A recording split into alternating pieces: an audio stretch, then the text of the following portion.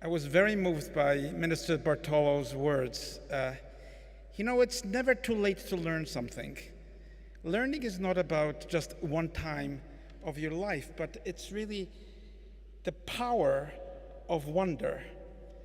And we often underestimate that to build a city, actually to build anything, what is it based on?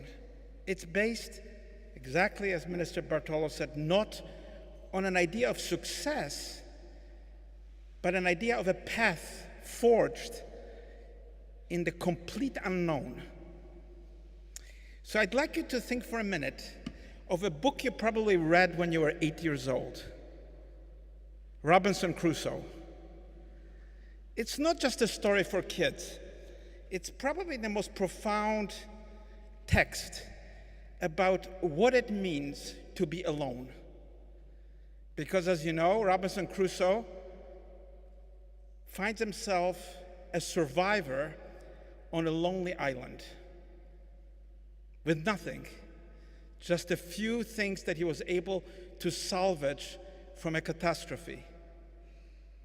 He's frightened. He's mortified. He doesn't want to live, but he doesn't have the will to kill himself either. So he begins to live, tries to live on this island. There are animals, there's wilderness, there are threats, there is fear, there is anxiety. But he tries to survive by beginning to do something for himself. And he begins to create a kind of a world. And I bet you don't remember what is the first thing that he makes. No, he doesn't build a building. He doesn't build a fence. He doesn't sharpen a stick. He doesn't make a weapon.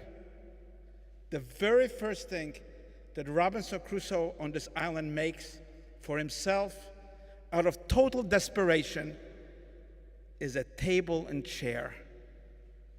Now you can say that's the British Empire, because Daniel Defoe wrote the first novel in the English language. So he created the table and a chair. And he sat meditating and working and trying to survive until one day the worst thing happened to him. The worst thing that ever could happen to a human being who's alone in the world after many years being on the island. And you might remember that he was ultimately on the island for 24 years. It's not a short time. One day, as he was walking, collecting his seeds, he noticed a footprint on the sand, a human footprint. And that frightened him the most. There was someone else on the island. Finding that there is someone else in the world is the most frightening thing. There was someone else he didn't know, perhaps an enemy, a cannibal, someone who's about to kill him. Well, I will stop here because architecture really is about making something. And perhaps because in some way it's the most banal of all professions. Because what does it do? It digs the sand, makes a foundation. It's something very practical. And that's, by the way, why most of us don't appreciate it. The great philosophers, the great scientists, the great thinkers still live pretty much like men like Robinson Crusoe. What is architecture? What is something to be built? Perhaps it's the only profession based on total confidence that people together can create something better than a lone person. Perhaps it's the only profession that exists whose very roots are optimism, because to build something implies a faith in a better future. And that is indeed what building of the city of the future will be. If you think of the city of the 20th century, you're thinking of a time long gone by. It's only 13 years, but we live in a different time. 20th century was full of masters, full of authoritarians, full of people knew what was good for you, full of people ready to take drastic decisions on altering one's life. And by the way, architecture till very recently has been associated with authoritarianism. Kings, dictators, powerful leaders are the ones to build the new city. But things have changed. We don't have those masters anymore, and we don't want them. We don't have those dictators who to tear the city and begin all over, as the minister just said, from a tabula rasa. The nightmares that we have seen, fascism, Nazism, communism, all sorts of isms. We are living in an era without the isms. The ideologies are in ruins. And therefore, the new city requires a resilience, a belief in the individual, a belief in human liberty, and a belief in democracy. Because 21st century city will not be built by the Robert Moseses who tore down half of New York to create beautiful highways that now block access to the waterfront. Modern cities will not be built by dictators who wipe the city clean in order to build perfect axial views, as we see in Bucharest by Ceausescu. Cities will no longer be built by the elite, but just a few emperors who gather in private rooms to determine the fate of the public. It's time that people, and of course with social media awareness, we see that people have the power not only to comment on the city, not only to comment on architecture, but actually to create it, to forge a new way.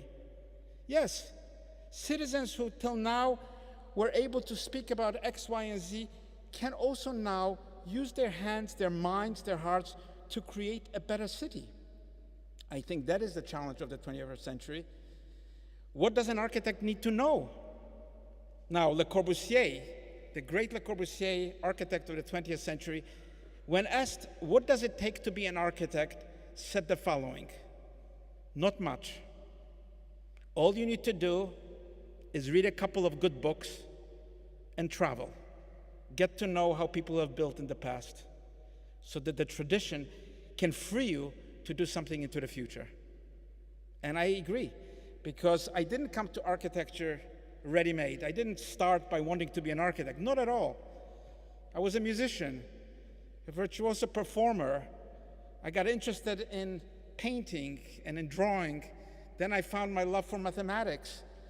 And I kind of stumbled into architecture because it seemed to be the only field that had so many things that I was interested in. Because architecture is perhaps the one field that is the culmination of the liberal arts. You have to love reading, poetry, tragedy, comedy. You have to be able to gaze at the stars, love the idea of geometry.